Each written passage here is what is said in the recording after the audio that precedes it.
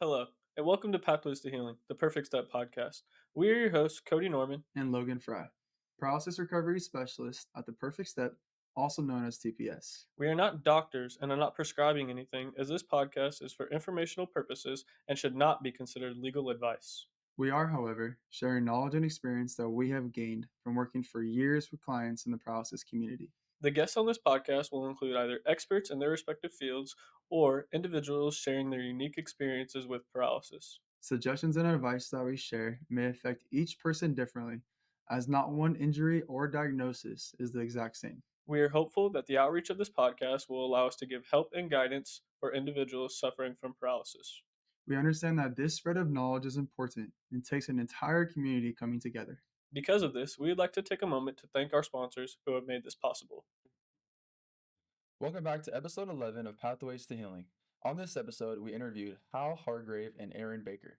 Aaron Baker was a professional motocross rider who suffered a spinal cord injury in 1999 during a race. On this episode, Aaron shares his personal experiences with recovery, his ability to ride a bike across the country leading into his world tour for advocacy, bike riding around the world, him and his family starting an activity-based therapy center named CORE, and his nonprofit Adversity into Adventure.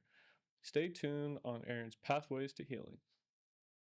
What is up, everybody? Welcome back to Pathways to Healing TPS podcast. We're on with Aaron Baker today. Welcome, Aaron. Thanks for having me, fellas. Thanks for being on. We appreciate it. Hal Hargrave, also back in the building with us. Hal, thanks for being on. We appreciate it. Always a pleasure to be on, and even more so when we have Aaron Baker in the building and the ability to kind of talk about history with each other and a lot about his key initiatives and what he's got going on in his life. So I'm excited for today's episode. As are we.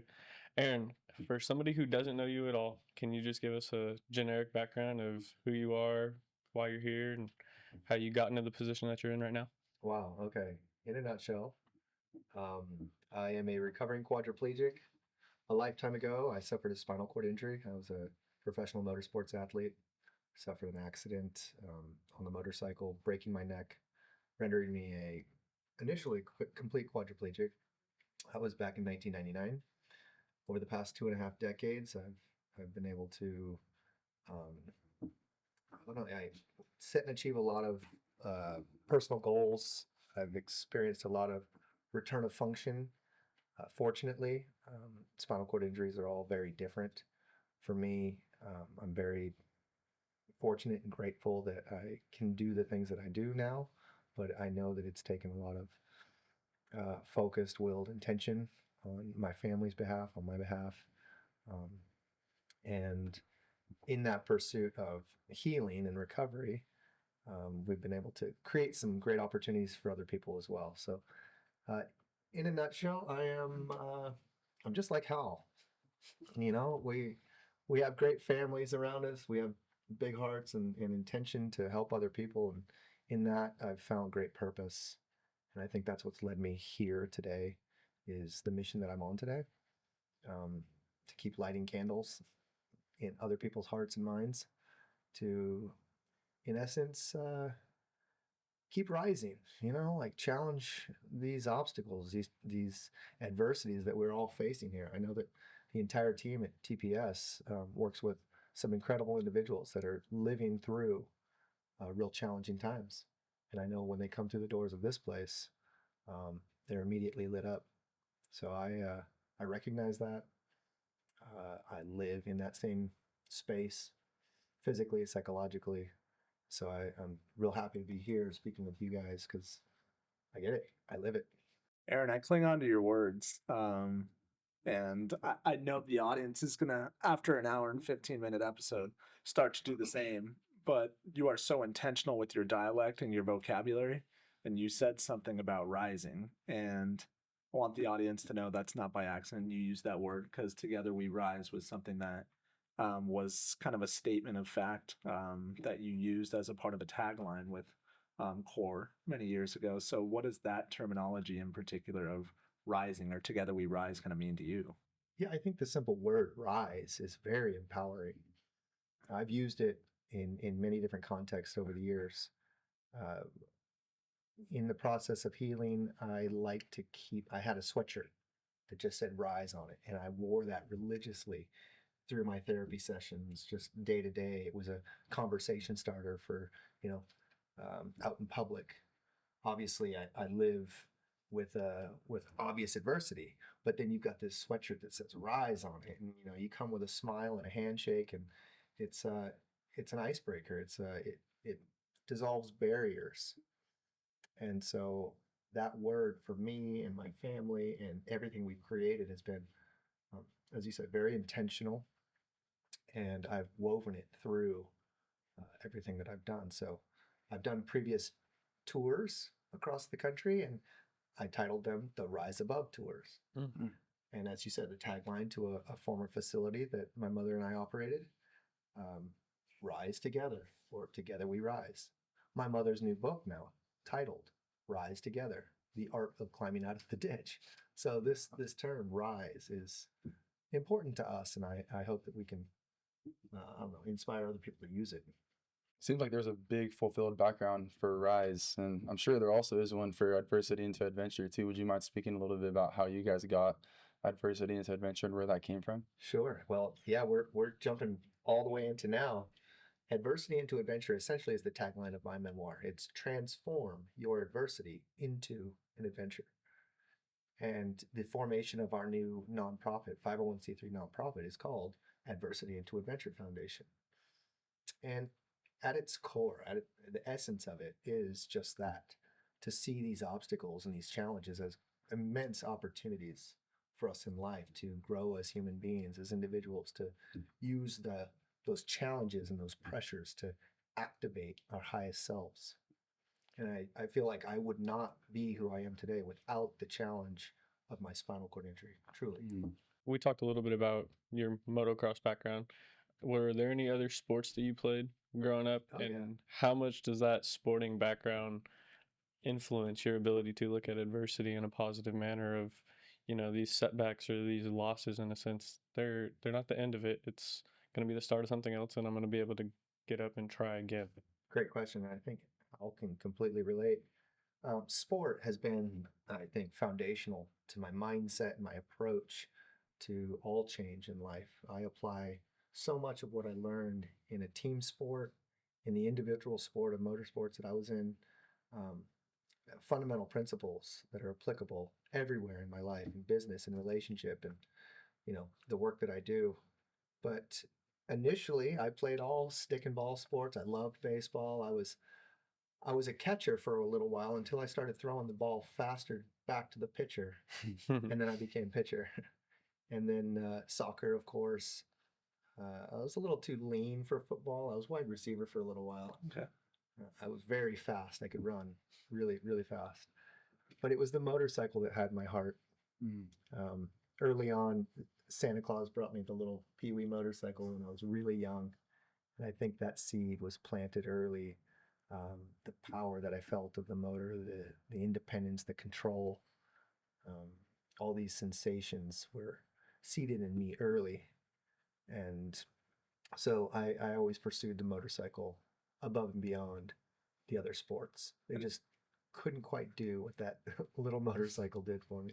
And Aaron, the motorcycle itself, obviously we know everything that has come about after the accident because of, you could argue, the motorcycle and situationally what happened in 1999 and how your life has been shaped from an adverse moment into an incredible adventure.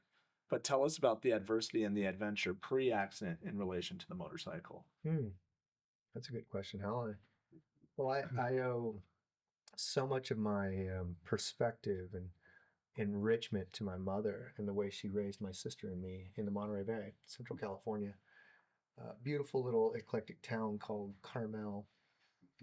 It was so far removed from a motorcycle environment. We were always enriched with um, music and food and exploration up and down the California coast through Big Sur. We did a lot of travel when we were young. My mother was an importer of Eastern Asian arts, and so at a very young age, she took my sister and me to Indonesia with the intention of relocating us, like actually living there. Until my sister and I caught on to it 3 months in. You poo-pooed that. But seeing these far off places in the world at such an impressionable age um, really opened my mind to the vastness of the world.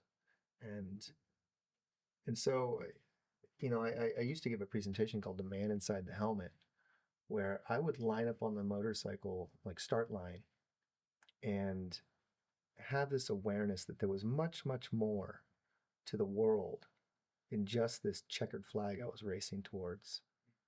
And towards the end of my career, just prior to, before I got injured, I was having this like almost conflict with myself going, my biggest dream in life is to be a champion on a motorcycle. But deep in my mind, I understood that the world was a much bigger place and there were far greater things to do that had much more significance or importance. And so at 20 years old, I was having this internal conflict. And I haven't really shared this side of the moment that I was injured. It was as though that chapter of my life was really easily closed. Like it was very obvious, boom, broken neck, career done, motorcycles over. But it was as though doors opened up, like these heavenly gates or something, like just opened up, and I saw this long perspective road. You'll see in a lot of my materials, you'll see this perspective road. It's on the cover of my book. But this vision, this image of a long road to a greater good, something beyond my own ambitions and self-interests, opened up for me. The Be Perfect Foundation is not just a name, it's a promise. A promise to individuals living with paralysis that they are not alone in their journey. Founded by Hal Hargrave Jr. in 2007, after his own life-altering accident, we are a nonprofit 501c3 organization dedicated to providing direct financial and emotional aid. Inspired by a quote from the movie Friday Night Lights, we believe that being perfect is about doing everything you can, especially for yourself, your family, and your friends. With nearly $10 million raised and a 100% volunteer staff, your support goes directly to those in need. We assist with medical supplies, wheelchairs, home adaptations, and exercise-based therapy programs. Our board of directors receives no salary, ensuring that almost every dollar donated makes a real impact. Visit BePerfectFoundation.org to donate or learn how you can get involved. The Be Perfect Foundation, changing perceptions daily. It's very That's awesome. impactful. And we talk a lot about how that transition or that switch can be very difficult for people when you do something with so much intent and dedication, like a sport and a passion. And for you, it was motocross. For us, it was baseball. For Al, it was baseball. And when you devote yourself into something for so long, it becomes a part of who you are. And when you have to give it up, the opportunity is taken away from you and you're no longer able to. A lot of people have a very tough time with that transition.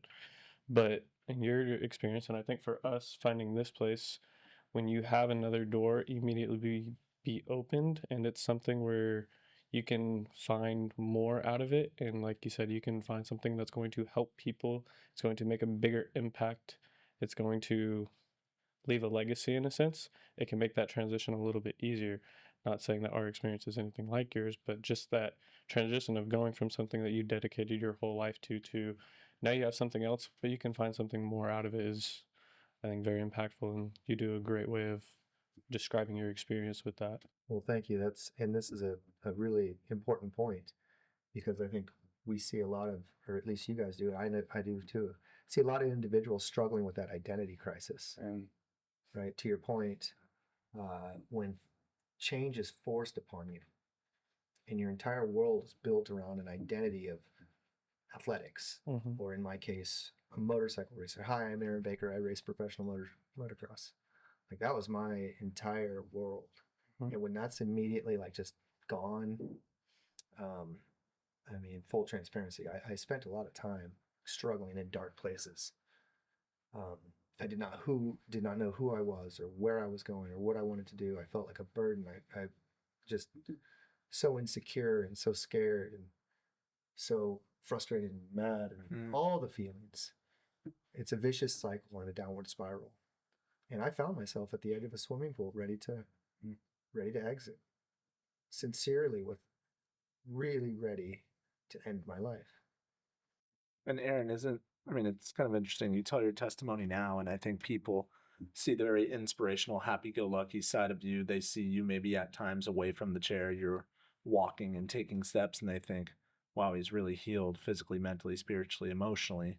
And there's no maybe recognition point in those moments of maybe the trials and tribulations that preceded that moment and the adversity that ensued. And you're speaking at a really deep level right now of the harsh reality of the identity crisis post-injury and diagnosis, and how real that transitional moment is to go from who you were to where you are now. And maybe that unspoken conversation, it leads to a bigger conversation of acceptance and grieving and a relief of shame. And for all of us, we need something symbolic of hope. And I think you're kind of somebody who symbolizes just that, to move from one place that can be so dark to a place that is now so bright and so liberated. And it's not to say here in your blissful moments of life with having a wife and having a child and having a very supportive family and having, adventure in your life and having purpose and having intention, that there still isn't your tough days.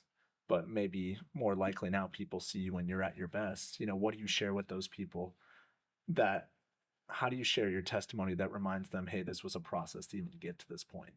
Well, I cued in on one word, and you said healed. Healed, ed, past tense.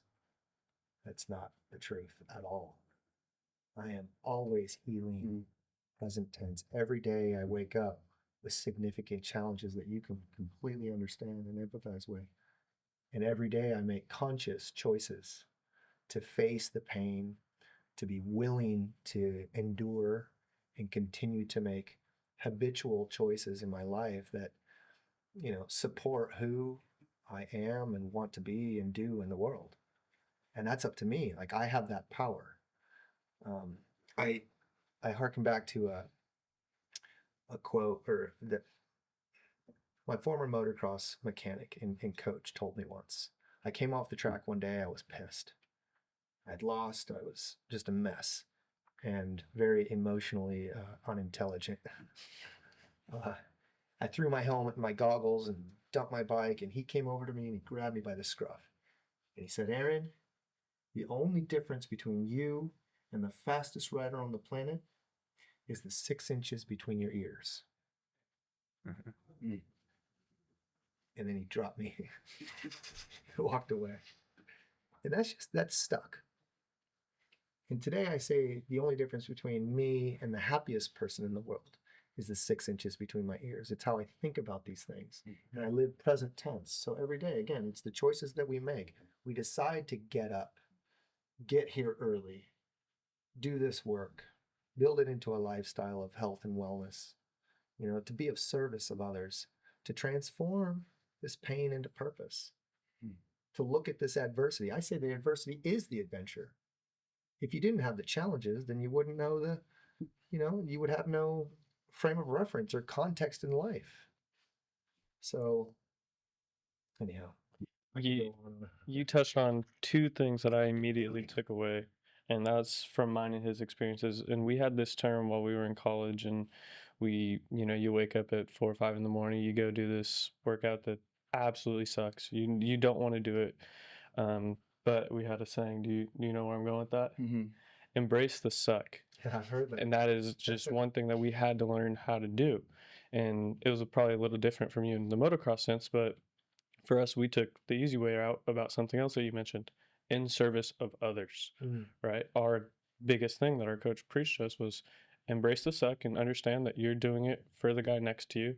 And when you do that, it's so much easier. For you, that might not have been always the case, because if you're doing motorcycle, there's chew. That's it. But now that you've had that transition to where you can serve others, has that helped your ability to look at adversity in a more positive light? Yeah, absolutely. 100%. I mean, in this line of work, if we were going to talk about, the origin stories of TPS and core, our facility, it was when we really began working on behalf of something greater than yourself. Like, I wanted to be able to literally provide a door like this for people to come in and improve the quality of their life if they choose to. And in doing that, it just, I don't know, it takes you out of your own self-induced suffering, and just diffuses it in a way that's so powerful. So I live in that space. That's the essence of what I'm doing today with the Adversity into Adventure World Tour. Like, I want to go, embrace others, high fives and hugs, and get out from behind the screens, and be of service. So, because I'm still suffering. Yes, I have a smile because I choose to approach the day, but sitting here right now, I have pain. Like, Hal understands we're always moving, like in the chair, like my feet feel like they're sitting on hot coals. The nerve pain, the bowel and bladder dysfunction and complications. Just sitting in the chair right now, my back and shoulders, there's a lot of issues. I call it the iceberg syndrome. On the surface, everything's great. But no one would know how much is below the surface, all the secondary complications that accompany this condition. So, Aaron, what would you feel like over this time of your recovery process, and when do you feel like your turning point happened for you? Is there a certain moment in time specifically where you feel like you had a turning point that unlocked, all right, now I'm getting to my recovery process, and now I feel like I'm making these next steps into creating core or also influencing other people to help to get to their healing journey too? What were some major influencers for you, and who also were? yeah, great question. There have been multiple inflection points. The first and most profound, although I didn't make an immediate 90-degree turn in life, it was 6 days after my initial trauma. I suffered respiratory failure. A common complication is pneumonia. My lungs filled with fluid, and I remember the moment vividly where I flatlined, and my reality as I knew it began to dissolve. And it was a very profound, beautiful, terrifying moment where I could feel every cell in my body screaming out the primal instinct to survive, so powerful. And then a moment of release, bliss.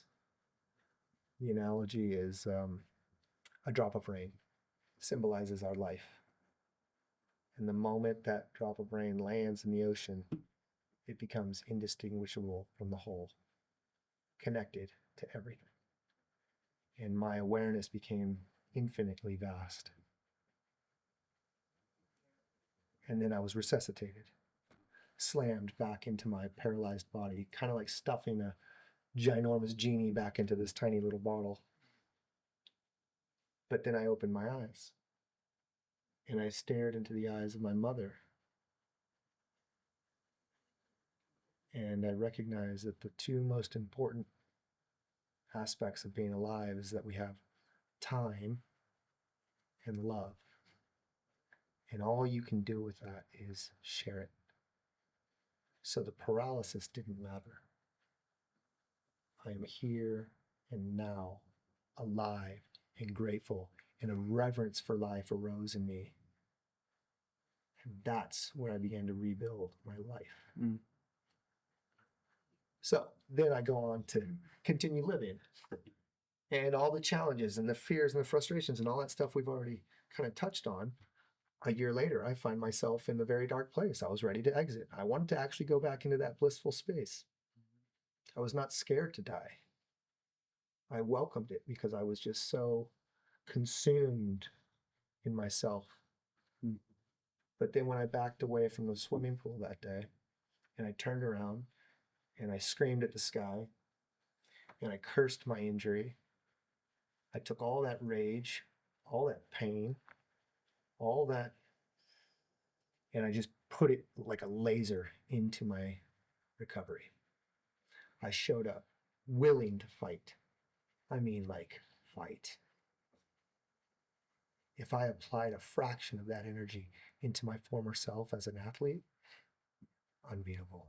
And so that's how I continued forward. And I shared that same part of my testimony too when I think about what it takes to have simple and large gains post injury and diagnosis now for myself. And I think about the effort, the time, the orientation of purpose, the direction of my consideration and my execution. If I had any bit of that pre-accident, who could I have been? Right. But you talked about resolve and fight, whether it's at the edge of the swimming pool or whether it's in a hospital room, after flatlining. And that leads to how do you overcome pain? And it comes through mission, value, and purpose. And you saw your mom, Laquita. Yeah. And I want you to maybe share a little bit about how these symbolic entities of these amazing women in your life, maybe you're a part of your purpose and your guiding light, your mom, Laquita, your incredible wife, Caitlin, your daughter, Kayla, your sister, Ariel, who are very much a part of kind of this world tour that you're embarking on. They've been there every step of the journey as well. And maybe if you can share a little bit about how you come to have met your wife, Caitlin, and how that's led to her sitting in the studio with us today, taking in this great moment. She is here with us. Hi, honey. Great point. Hal, I'm so glad you brought up these women. I can take it back even further to my grandmother and my great grandmother, and these women that really embody the words grit and tenacity.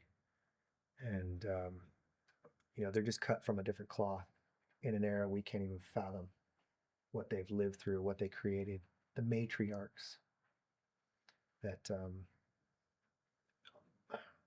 I just hope I can honor by showing up and giving all of my effort in life, honoring what they've established and what they've given me. And I know that that's my bloodline. I know that I'm made of the same.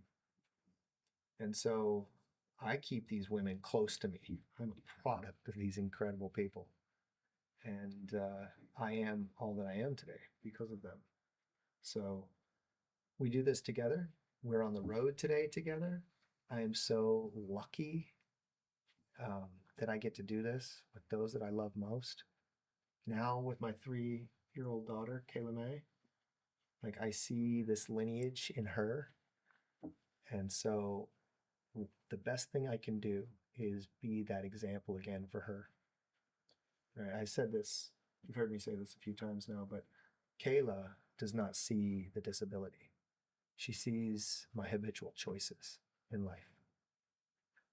And so the best thing I can do is say less and do more and just let her watch me.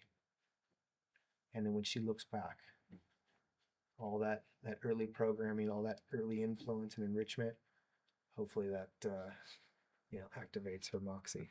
Girl dad life, love it. Yeah, I'm a girl dad. I will be in about a couple days, probably. Yes, awesome, really? Yeah, sure. Yeah, we're expecting 2 days ago was 37 weeks. So anytime. Congrats, Thank man. you. I appreciate it. Man. Looking to be on. Wait, it's cliche, but I'm telling you, and I'll dive into this real quick, but I was terrified to become a father. Yeah, Very good scary. description. Yeah, I mean, with this condition, full transparency, I did not think I'd be able to be the father that I envisioned myself. I felt like I would be irresponsible because I myself am just a big baby. I take a lot of time and energy and resources. I mean, my wife's plate is full just tending to me and my needs. I didn't want to add another human being onto that. And I can't tell you, it's the furthest thing from the truth. Like the moment I looked into her eyes and held her in my arms for the first time, and Katie and I sat together on the couch with this little being, for both of us, I think something primal was activated. Like on a cellular level, we're made for this. Right? Like the injury doesn't matter. Like we are the fathers. We will provide, we will protect, we will guide and love with every ounce of our being. And that is like a light switch, man. So get ready. I'm trying. Aaron, this is a huge talking point for everybody in not just the paralysis and spinal cord injury community, but for all, opportunistic fathers at some point in their life, that whether you're being a girl dad or a dad of a son, this forethought around, will I be the father I want to be?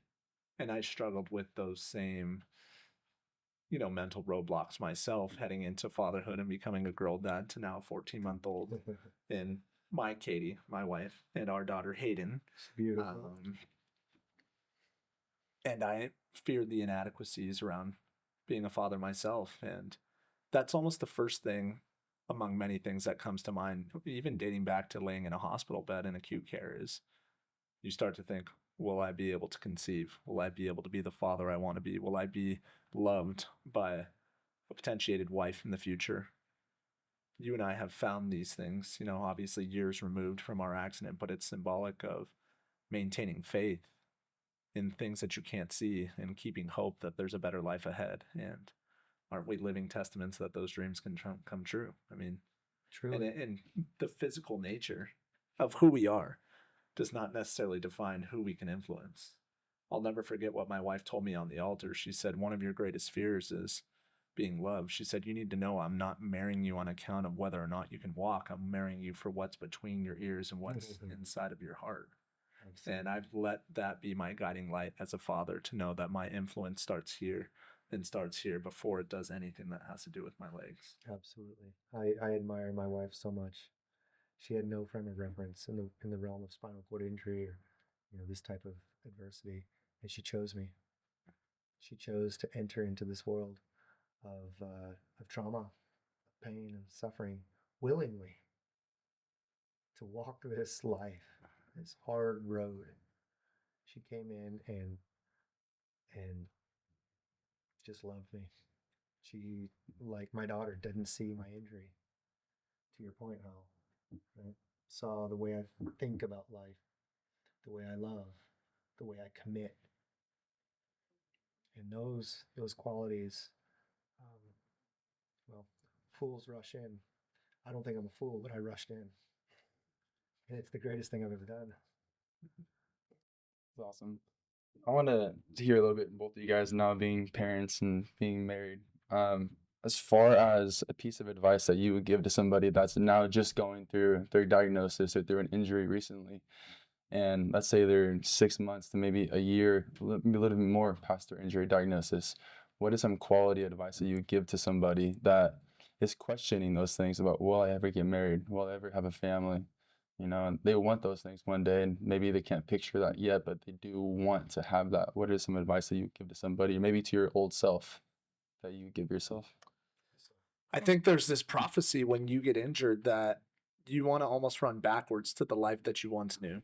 And here's the real reality: whether you're able bodied or you are diversely able, as Aaron would say, we are always in a constant state of growth. If you would look back to the person you were and the person you are in present day, all you would see is growth. And you would blow yourself away to think of who and what you can become. And if all we constantly do is look backwards to think, I want to run back to my previous life, then I think you're negating the human spirit and what you can become if you look forward and if you run ahead and you step ahead.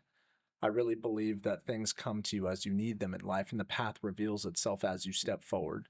And so there's an obvious understanding that people want to run back because they find sanctum in the idea that they previously walked, and they associate walking in that level of independence with living. But I've come to find out that living is really an orientation of something that starts in the mind before it does anything physically.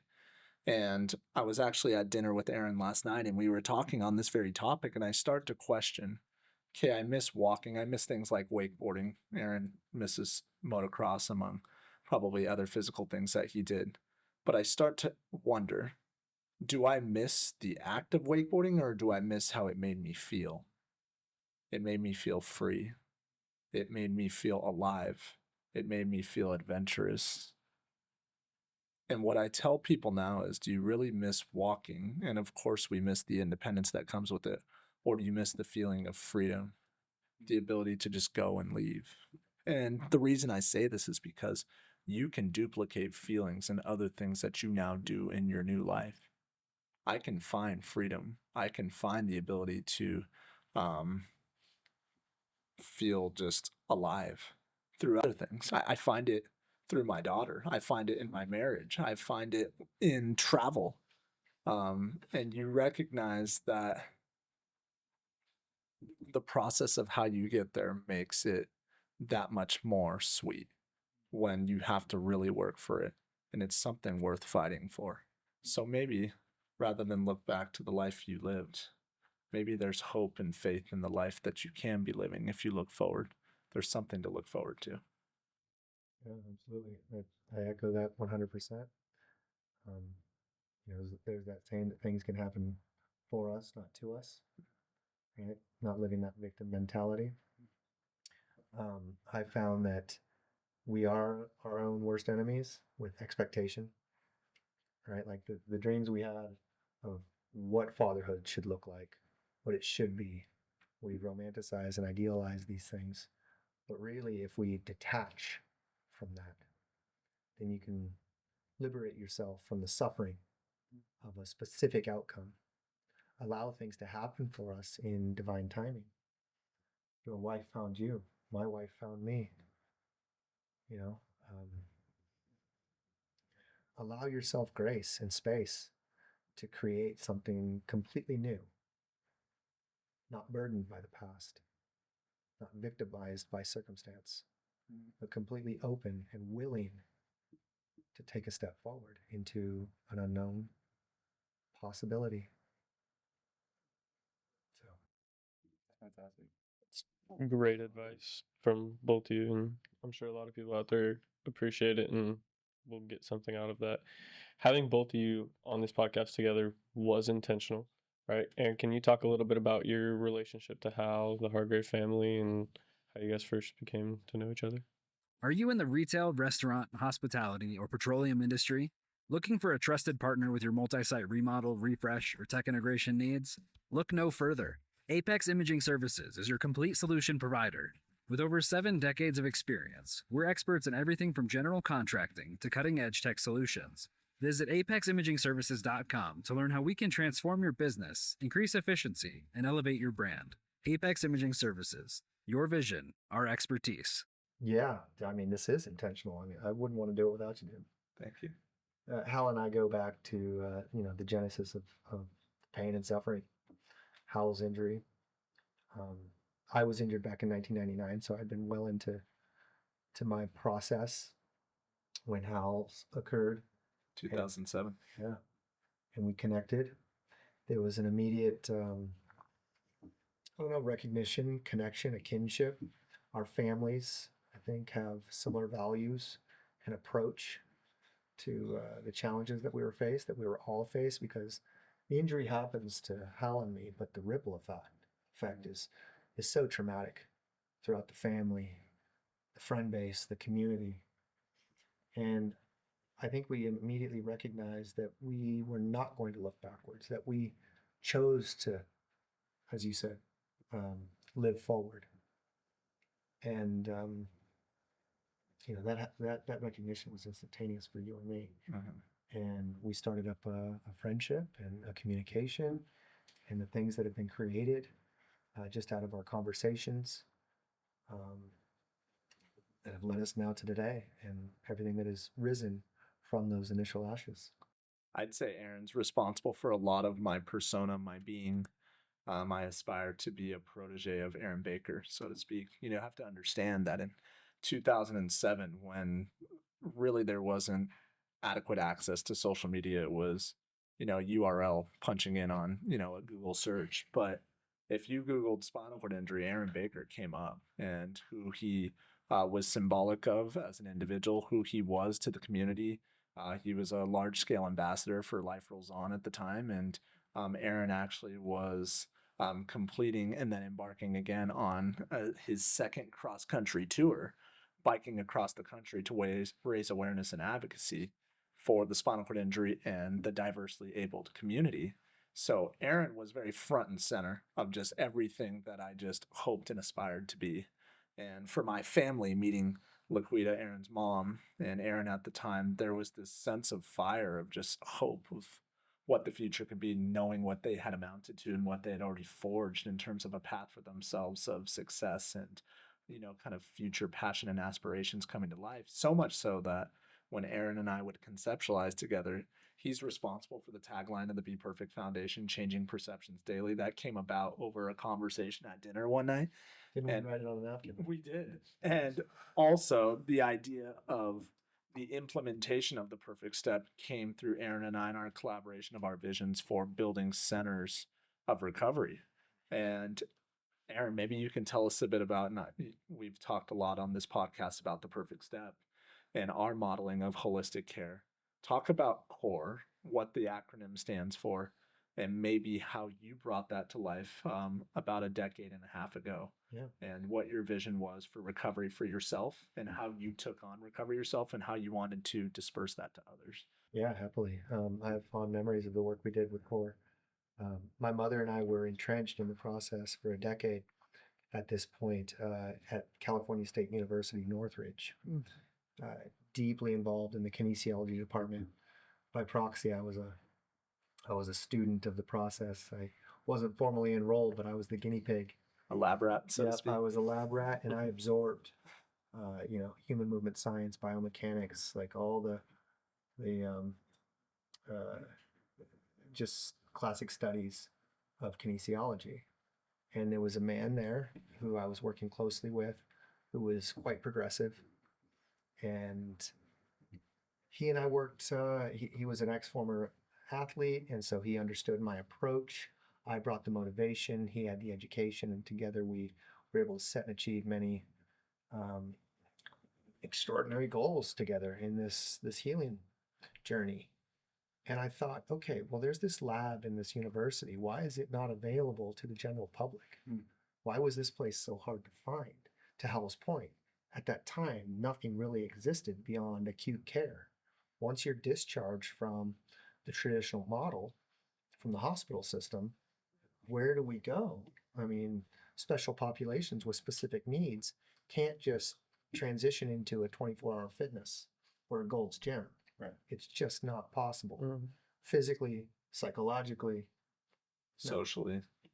So that was always in the back of my mother and me, in our minds, just thinking, man, this needs to exist. There's a whole population of people out there that could really benefit from a space that had unique and specialized equipment, that had clinicians that were thinking well outside the box, not the traditional therapy model that's, keeps you boxed in, and over a certain amount of time, this is as much as you're going to get, and good luck with the rest of your life. That was not our approach at all. And so with my background of motorsports and racing, and I wanted to have an inspiring, uplifting, energetic space. And so in conceptualizing CORE, which is CORE, the Center of Restorative Exercise, I wanted it to look like a race shop. I wanted the floors to be polished concrete. I wanted mirrors and bright lighting. I wanted vibrant music. I wanted colors that popped and was, I call it the door effect. The moment you come through the doors of a CORE, I want it to be like I've arrived and I'm ready to work. And so that's what we created. And you achieved it, by the way, because that's the feeling you get when you see the intellectual property, the image, the logo, and also just the facade of the building itself. Thank you, because all that was created at our kitchen table. Literally sketched out. The Phoenix was the O. Rise. Of CORE, rise again, right? And so that was our passion project. That was literally what transformed the pain into purpose, right? Again, being of service. And that was my mother and I's heart and soul for a long, long time. Even on our second cross-country tour, before CORE even existed, we were wearing shirts with CORE. We were promoting the concept. We were validating the need. Every little town we went into and city we literally cycled into, we would talk about CORE and ask, would this concept live here? Would you guys use something like this? Everywhere we went across the country, yes, yes, yes, we need this. Yes, please. And so when we returned, it gave us the confidence to take our tiny little savings, just my mother and me, and sign a 5-year lease. I put all the eggs in one basket. We had no money. I mean, literally $80,000. That's all we had. And we signed the lease and we bought the equipment. The Field of Dreams, right? If you build it, they will come. They can. We did it. And the first thing in my office was a futon so I could sleep on it. and a TV so I could watch movies. Burning the midnight oil. And we did. We slept in that place. We ate, drank, dreamt, everything for 10 years. And with assumption, I'm gonna guess you recovered, right? Did you participate in workouts there as well? It's the hair club for men. Not only am I an owner, I'm a client. Yeah. Yeah. Right. Same. Where is the location of Core, and do you guys have one headquarters or there are multiple locations? Well, yes, we Core exists still to this day in the San Fernando Valley. I'm happy that it exists. My mother and I sold our portion of the business auspiciously just before COVID. So divine timing. We decided it was just a perfect time to go in a new direction.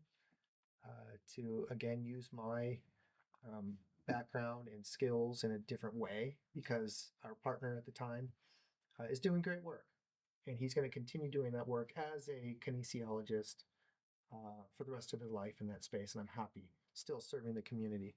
Now we've moved on to a new chapter in life, and upon exiting the business, my wife got pregnant. I wrote my memoir, The Rebellious Recovery, and life continues to evolve.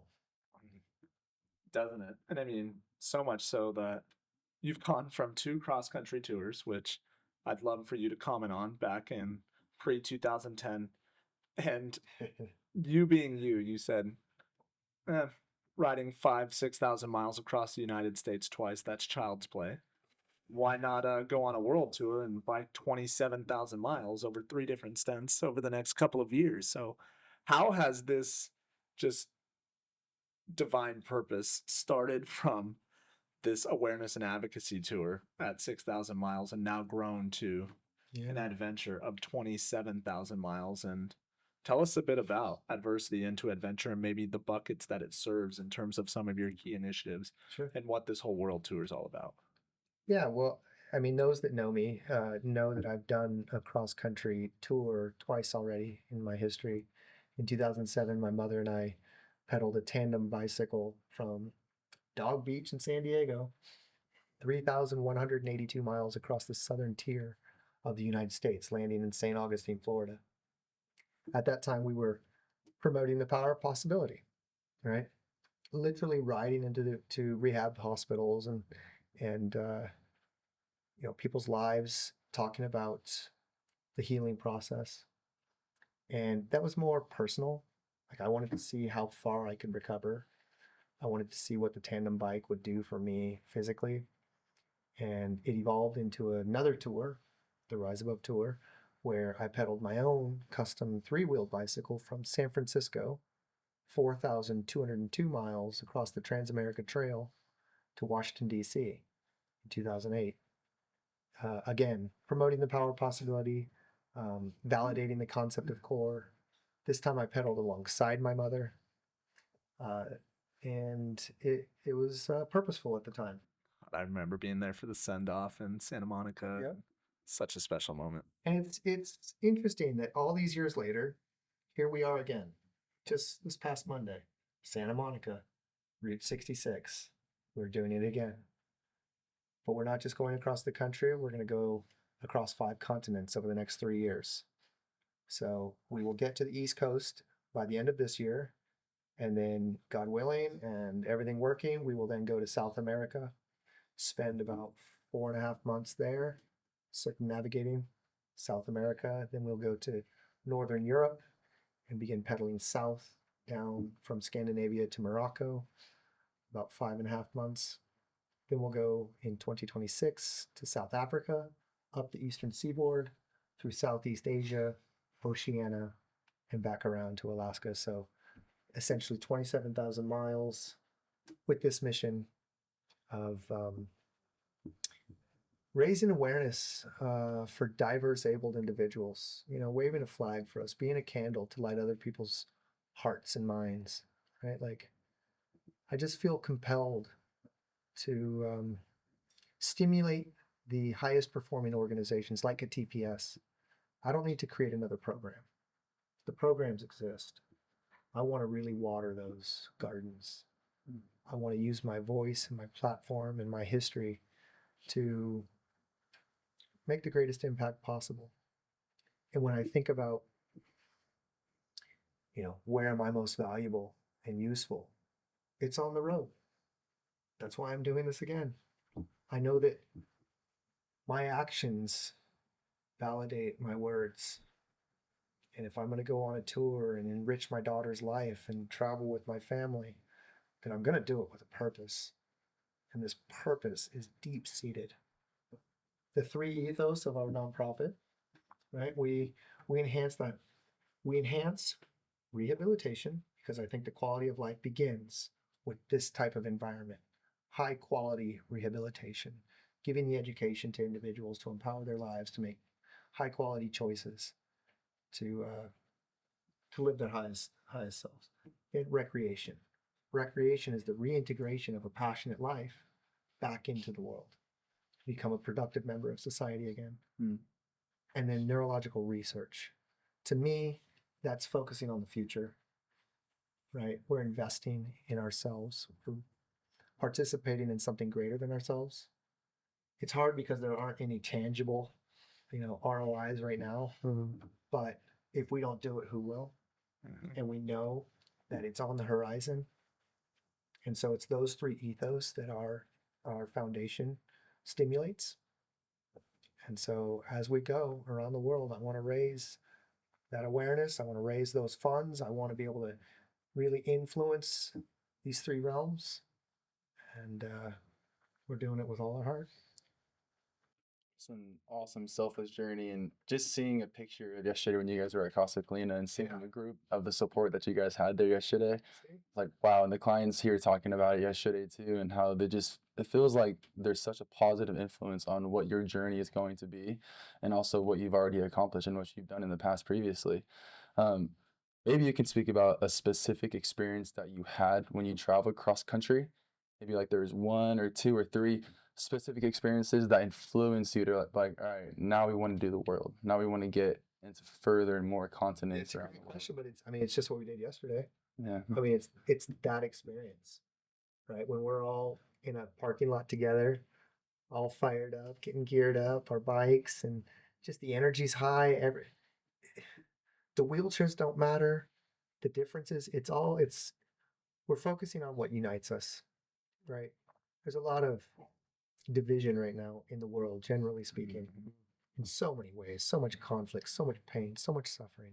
But a moment like yesterday unites us. The spirit, the commonality. And that is infectious. That's what I want to replicate, duplicate over and over and over as much as I can. I'm addicted to that. Well, Aaron, there's something symbolic of meeting in a parking lot and rising to a point where everybody moves forward together down a bike path, down a road.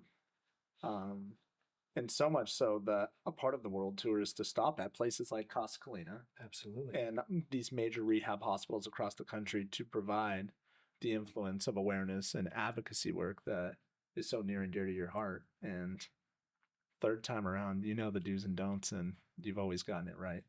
Yeah, well, that's the essence of the tour. It's not about me riding. The riding is just the catalyst for conversation, right? It's me going between these points of interest, these points of extraordinary, I don't know, just love and excitement, unity, right? Like where the space that we created yesterday was where all things are possible. You say it's not about the writing, but the writing is no small physical feat. And there are some questions I have about it. What are your stints like? Do you do 50, 100? What are your like mile stints? And then for you personally, what is your training recovery process like? What's your regimen like? Yeah, great question.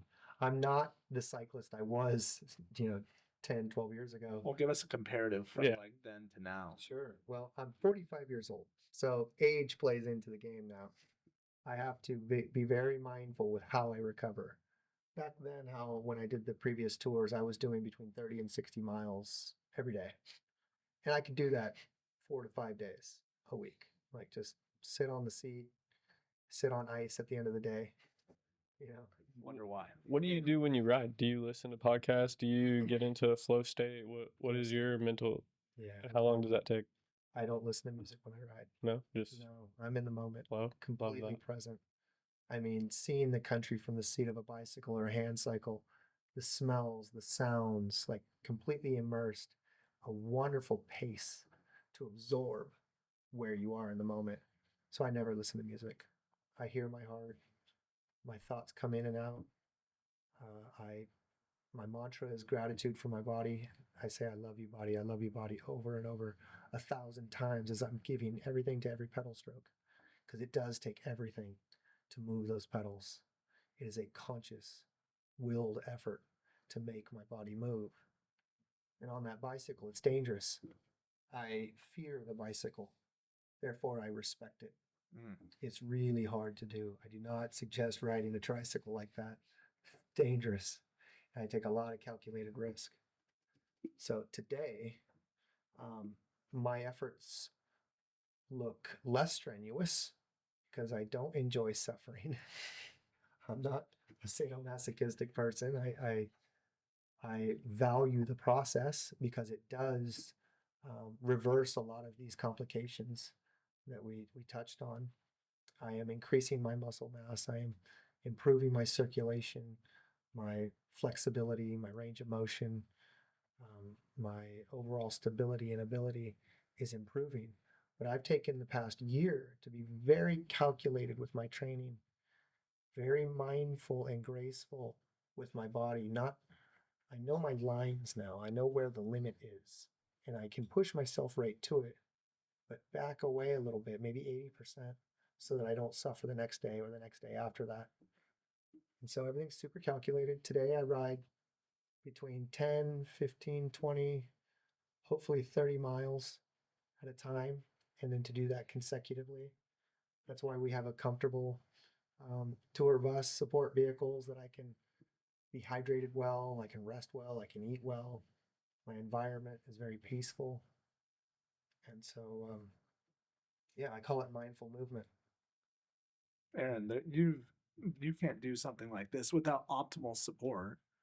And you've had support of foundations, individuals, people. Something maybe Cody and Logan don't know, you're an ambassador for Red Bull and for their Wings for Life Foundation and initiative. Maybe explain a little bit about kind of your role as an ambassador for them and what that's led you to with fun events like being at Formula One and interacting with Daniel Ricciardo, Christian Horner, and maybe things like the Wings for Life run that happens every May. Sure. And what your role is there and how that also has played into their support of this world tour with Adversity into Adventure.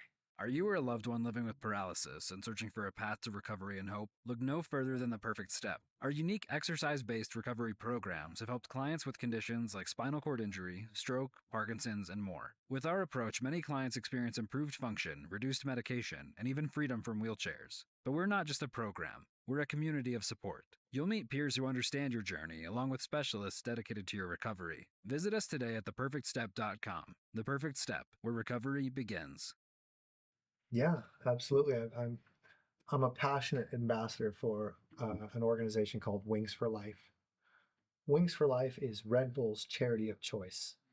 The founder of Red Bull, way back in 2003, his best friend's son, Hannes Kindergartner, suffered a high-level spinal cord injury, like Hal and me. And Dietrich and Heinz thought, well, this is an injury. It should be able to be fixed. Let's find the solution. And they put all of Red Bull's weight behind the organization, meaning they underwrite all the operational expenses of Wings for Life, and they match dollar for dollar every dollar raised.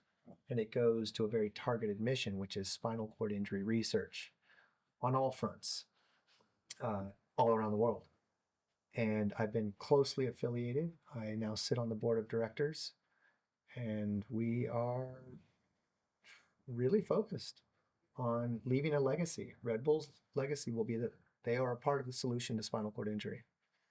We say we want to find a cure, but it's not an ailment, it's an injury. So I say solutions. And there's a lot of complications that we can solve along the way, not just walking again, which most people think about as a cure. So anyhow, I'm very passionate about that. Red Bull is incredibly supportive throughout their entire company. They wave the Wings for Life flag. Annually, we have a Wings for Life World Run, which is a very Red Bull-esque event where at the same time, all around the world, people begin running, walking, or rolling for spinal cord injury. It's a marathon, but without a finish line. Hmm. The finish line is in a catcher car. So once everybody starts running in their time zones, for us on the West Coast, it's 4 a.m. Yep. I did it this year in Florida, so it's 7 a.m. But 30 minutes after everybody begins, this catcher vehicle connected by GPS and starts following you. And once it catches you and passes you, then your marathon's up. Hmm. So the last people to be caught are the winners. And over the past few years, there have been some wheelchair users that have been the winners because they're just so dang fast. They can't get caught. So 60, 65 miles in, they finally get caught. But anyhow, Wow. this event is quite unique. It's very special. It raises a lot of money. I think it was over $8 million this year. Wow. For this past event. And anyhow, You talk a good amount about research initiatives. Are there any particular ones that have caught your eye that you're mostly interested in? it's the cross-pollination of research that is exciting for me. That's one unique aspect and differentiator for Wings for Life is that we mandate anybody that we fund, any project that we vet out, we will commit 3 years of funding to, but they have to share their findings, good, bad, or indifferent. It's a hive mind, we call it, where we cross-pollinate these projects. And it's going to be a combination of these areas of study that will yield an efficacious solution. So robotics, biotech, stem cell, like all these areas, rehabilitation. We know that it has to be a combination. There's no one pill that is going to liberate us from these conditions. That's what our coach would always say. There's no magic pill, right? There's no magic pill. What are some future projects or goals that you're excited about right now, and also that our listeners and audience can help to support you with and support and engage, or maybe even resources that people can find you by? Maybe you can look in Adversity into Adventure, your Instagram, sure. Facebook, We're Memoir. Book. or memoir, book. the Rebellious Recovery. Hard copy, paperback, and audiobook is available on Amazon. Do you do the audiobook? I did. Awesome. I love that. I was sweating in a studio last year without air conditioning. So there's a lot of bloopers. You'll enjoy that. But then I'mAaronBaker.com, adversityintoadventure.org. You can follow us on a live map on the homepage. You'll see exactly where we're traveling, where we're going, where we've been. There will be photos, videos, blogs. Okay. YouTube, Instagram, Facebook, X, all those platforms. I just think through there you'll be able to find your way into a lot of other resources that I support or endorse. I think you would encourage your supporters too to join you on the tour. Please Find you at your stops, whether it's stopping at Craig Hospital and just outside of Denver, or Shirley Ryan in Well, Chicago. is that where we're going to get together? I'll be there. See? Yeah, I mean this is the plan, and it's a strength in numbers approach. I mean, you're there to tell your story, but you're there to advocate on behalf of all of us, the whole community. Well, I really hope that it gets beyond me telling my story, right? Like what we did at CASA. It starts by me breaking the ice with my story, a little bit of history or context to who I am and what I'm doing. But then it really opens up to Q&A, and other people come up and start to share their story, who they are. And we really get to kind of mirror each other. And that's really how I hope this evolves, is right now starting the tour, getting this ball rolling. I have to lead it with my effort. But it's going to roll, and to your point, it's numbers. And Aaron, in a really divided world right now, we're all probably more closely alike than we are farther apart. Yep. And a journey like that and the opportunity to storytell, people to come up and share their own testimony, you could look around and say, I'm going through what they're going through too. And that's how I'm going to measure success. Not by how much I raise. Of course, I want to raise as much as possible. but it's going to be the community impact, the collective unifying moments that we can experience, capture, and share. You're somebody who is obviously very informed about the spinal cord injury community. Like we hear you talk about the secondary complications, and you're well informed. You speak well. What has been your greatest educational resource about learning about paralysis? A book, podcast, experience, particular hospital, a trainer? I've had many mentors. I think becoming a student of the process, humble yourself, become vulnerable, and know that you know nothing. But seek out um, the wisdom, right? Knowledge is power. The more you know about your condition, the more informed decisions you can make day to day. What's going to improve the quality of my day, or what's going to really hinder me? What's going to reduce suffering? What's going to amplify it? So I look, and I find inspiration and seeds of knowledge from many people. My former trainer, I will say his name is Taylor Isaacs.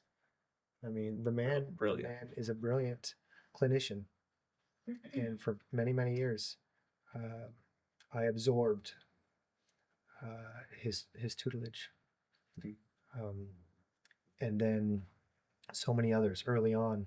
My therapist in acute care, Roger Rich, Michelle Hardy, like these people, noble empaths who, like you, chose this line of work.